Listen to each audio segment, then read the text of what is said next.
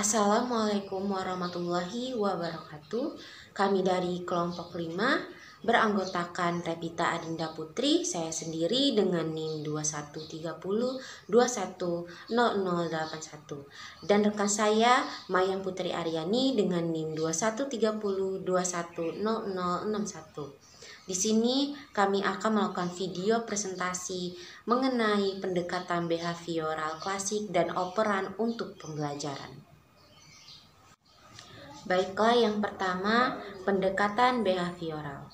Pendekatan behavioral berawal pada tahun 1950-an dan awal 1960-an. Merupakan penyimpangan radikal dari perspektif psikoanalitik dominan. Pendekatan ini berkonsentrasi pada terapi perilaku kontemporer dan dapat dipahami dengan melalui 4 bidang utama perkembangan. Yang pertama, pengkondisian klasik. Yang kedua, pengkondisian operan. Yang ketiga, teori pembelajaran sosial. Dan yang keempat, terapi perilaku kognitif. Pengkondisian klasik. Pengkondisian responden mengacu pada apa yang terjadi sebelum pembelajaran. Tokoh kunci dalam bidang ini adalah Ivan Pavlov yang mengilustrasikan pengkondisian klasik melalui stimulus dan respon. Pengkondisian operan melibatkan jenis pembelajaran di mana perilaku dipengaruhi terutama oleh konsekuensi yang mengikutinya. Jika penguatan yang didapat seseorang adalah positif, setelah terjadi perubahan tingkah laku, maka perilaku itu akan dipertahankan. Tetapi bila yang didapatkannya adalah penguatan negatif atau hukuman, maka perilaku itu tidak akan dipertahankan. Perilaku operan seperti membaca, menulis, mengendarai mobil, dan makan dengan peralatan, teknik operan ini digunakan dalam pendidikan orang tua. Dalam pendekatan sosial kognitif, perilaku ditentukan oleh proses kognitif seseorang, bagaimana seseorang menanggapi kejadian di lingkungannya, dan bagaimana ia mengasumsikannya. Contoh pembelajaran sosial adalah bagaimana orang dapat mengembangkan keterampilan sosial yang efektif setelah mereka berhubungan dengan orang lain yang secara efektif memodelkan keterampilan interpersonal. Terapi perilaku kognitif dan teori pembelajaran sosial sekarang mewakili arus utama terapi perilaku kontemporer. Sedangkan pendekatan perilaku kognitif berfokus pada perubahan kognisi seseorang atau pemikiran dan keyakinan yang menjaga masalah. A. Behavioral Classical Conditioning. Behavioral Classical Conditioning merupakan munculnya respon dari suatu rangsangan karena adanya refleks yang diintroduksi menjadi tingkah laku. Maknanya classical conditioning bagian dari pembentukan perilaku karena adanya proses prasyarat atau conditioning proses. Pavlov melakukan eksperimennya di laboratorium dengan melakukan operasi kecil-kecilan di pipi seekor anjing. Hal ini bertujuan agar kelenjar liur terlihat dari luar kulit si anjing. Saluran kecil yang dipasang di pipi anjing bertujuan mengukur intensitas aliran air liur anjing tersebut. Di sisi lain, kondisi anjing dipisahkan dari penglihatan dan suara luar atau diletakkan di panel gelas. Ditambahkan juga oleh Rita L. Atkinson bahwa lampu tetap dinyalakan, anjing pun mampu bergerak sedikit akan tetapi tidak berdampak keluarnya air liur. Kemudian beberapa detik bubuk daging diberikan pada anjing. Anjing tersebut tersenut lapar lantas dimakan. Melalui rekaman video tercatat adanya pengeluaran air liur yang banyak. Aktivitas percobaan ini dilakukan beberapa kali. Sementara itu pada percobaan lainnya lampu dinyalakan tetapi tidak memberikan bubuk daging. Namun anjing tetap saja air liurnya keluar dari mulutnya. Kesimpulannya bahwa anjing telah belajar dengan mengkondisikan situasi melalui lampu yang dinyalakan untuk makanan. Prinsip dasar pengkondisian klasik. Pengkondisian klasik adalah bentuk pembelajaran di mana stimulus terkondisi menjadi terkait dengan stimulus tidak terkondisi, yang tidak terkait untuk menghasilkan respon perilaku yang dikenal sebagai respon terkondisi. Respon terkondisi adalah respon yang dipelajari terhadap stimulus yang sebelumnya netral. Stimulus tanpa syarat biasanya merupakan stimulus yang signifikan secara biologis seperti makanan atau rasa sakit yang memunculkan respon tanpa syarat sejak awal. Stimulus terkondisi biasanya netral dan tidak menghasilkan respon tertentu pada awalnya, tetapi setelah pengkondisian memunculkan respon terkondisi. Kepunahan adalah penurunan respon terkondisi ketika stimulus terkondisi tidak lagi disajikan dengan stimulus terkondisi. Ketika disajikan dengan stimulus terkondisi saja, individu akan menunjukkan respons yang tidak lemah dan lebih lemah, dan akhirnya tidak ada respon. Dalam istilah pengkondisian klasik, ada pelemahan bertahap dan hilangnya respon terkondisi. Terkait dengan ini, pemulihan spontan mengacu pada kembalinya respons terkondisi yang sebelumnya padam setelah periode istirahat. Penelitian telah menemukan bahwa dengan siklus pemadaman atau pemulihan berulang, respon terkondisi cenderung kurang intens pada setiap periode pemulihan. Selanjutnya, studi Pavlov yang terkenal. Eksperimen Pavlov yang terkenal melibatkan studi tentang air liur anjing. Pavlov awalnya mempelajari air liur anjing yang berkaitan dengan pencernaan. Tetapi ketika dia melakukan penelitiannya, dia memperhatikan bahwa anjing-anjing akan mulai mengeluarkan air liur setiap kali dia memasuki ruangan. Bahkan jika dia tidak punya makanan, anjing-anjing itu mengaitkan pintu masuknya ke ruangan dengan diberi makan. Hal ini mendorong Pavlov untuk merancang serangkaian eksperimen di mana ia menggunakan berbagai objek suara seperti bel untuk mengkondisikan respon air liur pada anjing. Dia mulai dengan membunyikan bel setiap kali makanan diberikan kepada anjing dan menemukan bahwa anjing akan memulai mengeluarkan air liur segera setelah mendengar bel, bahkan sebelum melihat makanan.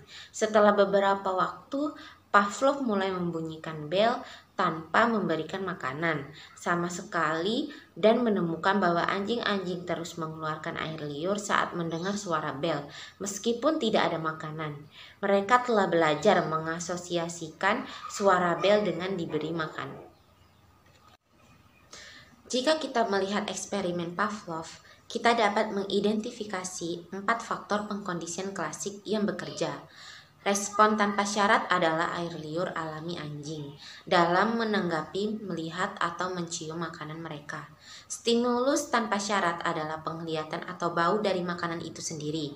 Stimulus terkondisi adalah bunyi bel yang sebelumnya tidak ada hubungannya dengan makanan. Oleh karena itu, respons terkondisi adalah air liur anjing sebagai respon terhadap dering bel bahkan ketika tidak ada makanan. Pengkondisian klasik pada manusia. Pengaruh pengkondisian klasik dapat dilihat pada respon seperti fobia, jijik, mual, dan marah. Contoh umum adalah mual terkondisi di mana melihat atau mencium bau makanan tertentu menyebabkan mual karena pernah menyebabkan sakit perut. Demikian pula ketika melihat seekor anjing telah dikaitkan dengan ingatan akan digigit, hasilnya mungkin berupa ketakutan yang terkondisi terhadap anjing. Sebagai mekanisme adaptif, pengkondisian membentuk melindungi individu dari bahaya atau mempersiapkan mereka untuk peristiwa biologis penting. Lalu pengkondisian klasik dalam kehidupan sehari-hari. Pengkondisian klasik digunakan tidak hanya dalam intervensi terapeutik, tetapi juga dalam kehidupan sehari-hari. Eksekutif periklanan misalnya mahir menerapkan prinsip-prinsip pembelajaran asosiatif. Pikirkan tentang iklan mobil yang pernah Anda lihat di televisi. Banyak di antaranya menampilkan model yang menarik dengan mengasosiasikan model dengan mobil yang diiklankan. Anda akan melihat mobil sebagai sesuatu yang diinginkan. Anda mungkin bertanya pada diri sendiri, apakah teknik periklanan ini benar-benar berhasil? Pria yang melihat iklan mobil yang menyertakan model menarik kemudian menilai mobil tersebut lebih cepat, lebih menarik, dan dirancang lebih baik daripada pria yang melihat iklan mobil yang sama tanpa model. Behavioral Operant Conditioning. Yang pertama, teori operant conditioning Skinner. Apabila di Jerman timbul aliran strukturalisme dan di Amerika timbul aliran fungsionalisme, maka di Rusia timbul aliran behaviorisme. Semula aliran behaviorisme timbul di Rusia tetapi kemudian berkembang pula di Amerika dan merupakan aliran yang mempunyai pengaruh cukup lama. Behaviorisme adalah pandangan yang menyatakan bahwa perilaku harus dijelaskan melalui pengalaman yang dapat diamati, bukan dengan proses mental. Menurut kaum behavioris, perilaku adalah segala sesuatu yang dilakukan dan bisa dilihat secara langsung. Gagasan utama dalam aliran behavioristik ini adalah bahwa untuk memahami tingkah laku manusia diperlukan pendekatan yang objektif, mekanistik, dan materialistik, sehingga perubahan tingkah laku pada diri seseorang dapat dilakukan melalui upaya pengkondisian. Dengan perkataan lain, mempelajari tingkah laku seseorang seharusnya dilakukan melalui pengujian dan pengamatan atas tingkah laku yang tampak, bukan dengan mengamati kegiatan bagian dalam tubuh. Behavioristik menekankan proses belajar sebagai perubahan relatif, permanen pada perilaku yang dapat diamati dan timbul sebagai hasil pengalaman. Dengan demikian, perubahan perilaku yang disebabkan oleh sakit, distres emosional, atau kematangan tidak dapat disebut sebagai belajar. Ada banyak teori belajar termasuk paradigma behavioristik. Salah satunya ialah teori operant conditioning oleh Burghuis Frederick Skinner. Dinamakan operant conditioning karena respons bereaksi terhadap lingkungan sebagai efek yang ditimbulkan oleh reinforcer. Menurut Skinner, sebagian besar perilaku manusia adalah berupa respons atau jenis perilaku operan.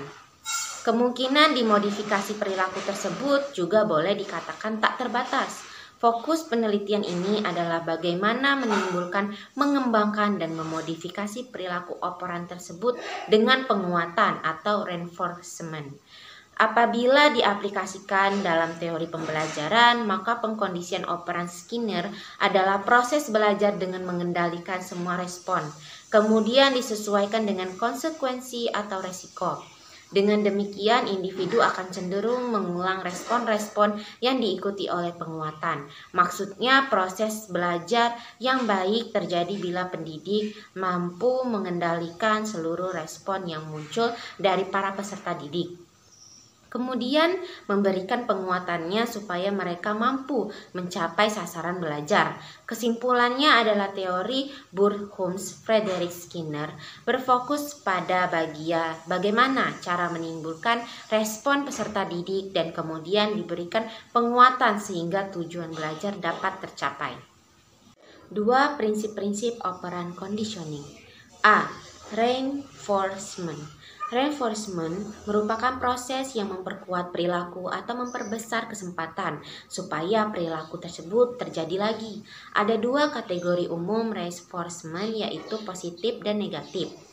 Menurut Skinner, perilaku terbentuk oleh konsekuensi yang ditimbulkannya. Konsekuensi yang menyenangkan atau positif reinforcement atau penguatan positif atau reward atau hadiah akan membuat perilaku yang sama akan diulangi lagi. Sebaliknya, konsekuensi yang tidak menyenangkan negatif reinforcement atau penguatan negatif atau punishment atau hukuman akan membuat perilaku dihindari atau memperkecil kemungkinan perilaku dilakukan lagi pada masa-masa mendatang. Penguatan berarti memperkuat. Dalam penguatan positif, frekuensi respon meningkatkan karena diikuti dengan stimulus yang mendukung reward atau hadiah. Seperti dalam contoh di mana komentar dalam rapat orang tua guru mungkin akan mendorong mereka untuk kelak ikut rapat lagi. Penguatan negatif adalah penguatan berdasarkan prinsip bahwa frekuensi respon meningkatkan karena diikuti dengan penghilangan stimulus yang merugikan atau tidak menyenangkan. Bentuk-bentuk penguatan negatif antara lain menunda atau tidak ditambah atau diperoleh, sedangkan pemberian penguatan negatif adalah perilaku yang dihilangkan. B. Punishment. Punishment berperan memperlemah atau mengurangi perilaku yang bisa terjadi pada masa mendatang. Hukuman seharusnya tidak diterapkan kecuali dalam kondisi yang memang sudah terpaksa, dan pemberian hukuman bisa diterapkan dengan catatan bahwa hukuman tersebut harus pada garis wajar dan tidak terlalu kejam, memberi penghargaan, memberi tugas tambahan atau menunjukkan perilaku tidak senang, menggeleng, kening berkerut, muka kecewa, dan lain-lain. Menurut Skinner, penguatan negatif ini dibagi menjadi dua tipe, yaitu mengatasi dan menghindari. Di tipe pertama, mengatasi, seseorang melakukan perilaku khusus yang mengarah pada menghilangkan stimulus yang tidak mengenakan.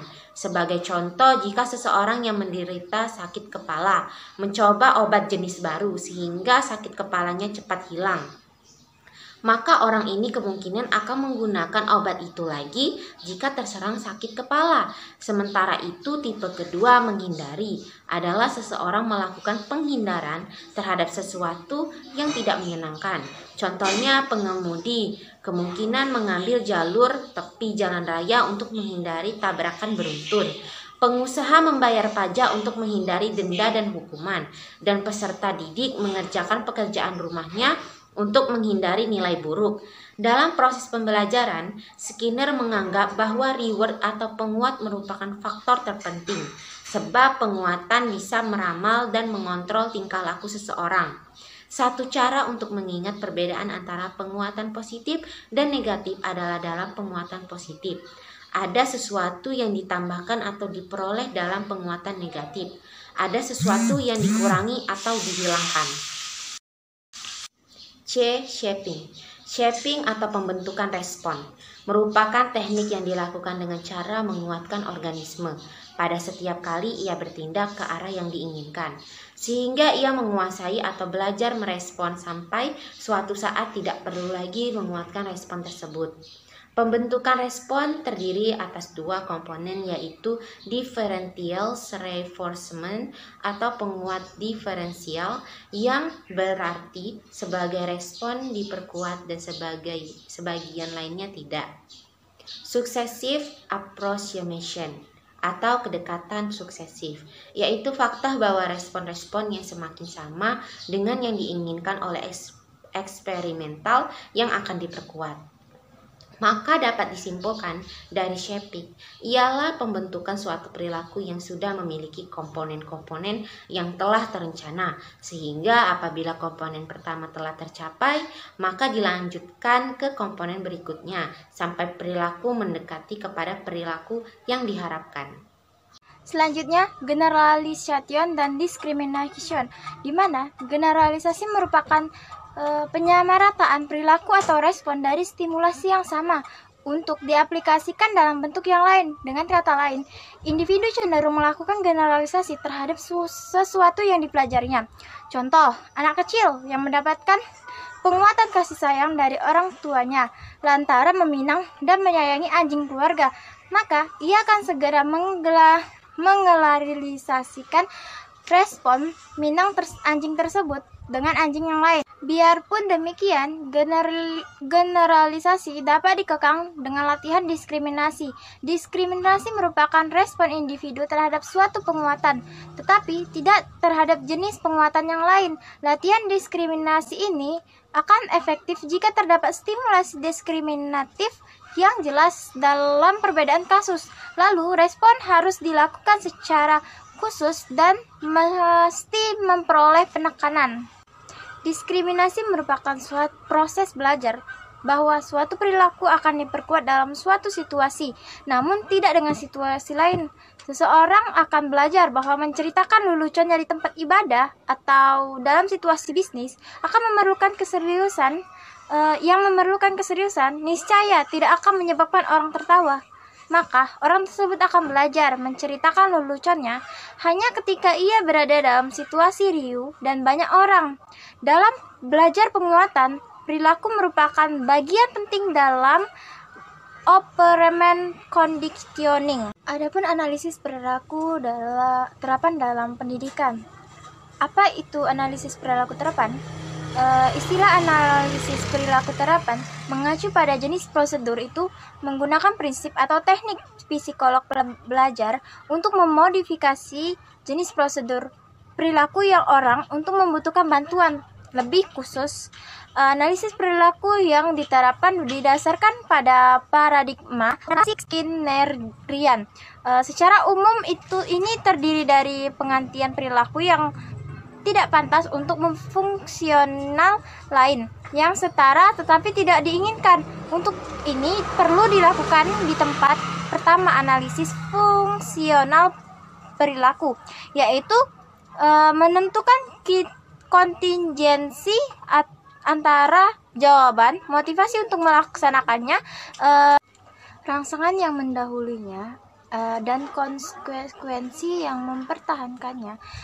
Analisis perilaku terapan berarti mengaplikasikan prinsip mengkondisian operan untuk mengubah perilaku manusia. Ada 3 menggunakan analisis perilaku yang penting dalam bidang pendidikan, yaitu meningkatkan perilaku yang diinginkan, mendorong atau prompt dan membentuk sping, dan mengurangi perilaku yang tidak diinginkan. Selanjutnya, meningkatkan perilaku yang diharapkan. 5 strategi pengondisian operan yang dapat dipakai untuk meningkatkan perilaku anak yang diharapkan. Pertama, memilih penguatan yang efektif. Mencari penguatan mana yang paling baik untuk murid, yaitu mengindividualisasikan penggunaan penguatan tertentu. Prinsip Premach menyatakan bahwa aktivitas berprobabilitas tinggi dapat digunakan untuk menguatkan aktivitas berprobabilitas rendah. 2. Menjadikan penguatan kontingen dan tepat waktu. Pernyataan jika maka dapat dipakai untuk menjelaskan kepada murid apa yang harus mereka lakukan untuk mendapatkan imbalan. Analisis perilaku terapan merekomendasikan agar penguatan dibuat kontingen, artinya diberikannya secara tepat waktu dan hanya seketika murid melakukan suatu tindakan yang diinginkan. Selanjutnya, memilih jadwal penguatan terbaik. Skinner mendeskripsikan sejumlah jadwal penguatan. Kebanyakan penguatan yang digunakan di kelas adalah penguatan parsial. A. Rasio tetap, suatu perilaku yang diperkuat setelah sejumlah respon. B. Rasio variabel, suatu perilaku yang diperkuat setelah terjadinya sejumlah respon akan tetapi tidak berdasarkan basis data yang diprediksi. C. Interval tetap, respon tetap pertama setelah beberapa waktu akan diperkuat. D. Interval verbal, suatu respon diperkuat setelah sejumlah variabel waktu berlalu.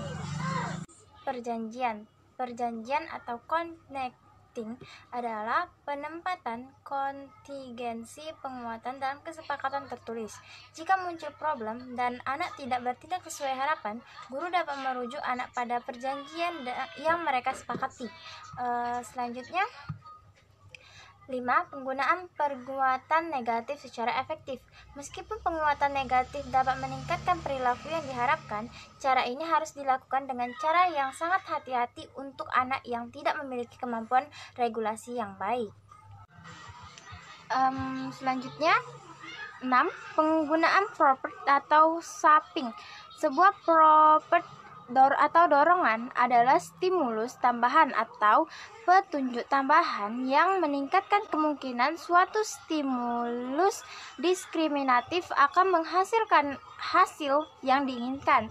Shaping atau pembentukan adalah pengajaran perilaku baru secara terus-menerus memperkuat perilaku yang mendekati perilaku sasaran. Selanjutnya, adapun mengurangi perilaku yang tidak diharapkan. Strategi untuk mengurangi perilaku yang tidak diinginkan antara lain 1. Menggunakan penguatan diferensial. Dalam penguatan diferensial, guru bisa memperkuat perilaku yang lebih tepat atau di perilaku yang bertentangan dengan apa yang sedang dilakukan murid.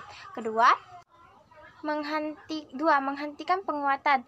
Menghentikan penguatan atau pelenyapan adalah menghilangkan penguatan dari perilaku. Banyak perilaku yang tidak tepat justru bertahan karena atensi guru. Jadi, meninggalkan perhatian bisa menurunkan perilaku yang tidak tepat itu. 3. Menjauhkan stimuli yang diharapkan. Strategi paling umum untuk menjauhkan stimuli yang diinginkan adalah time out.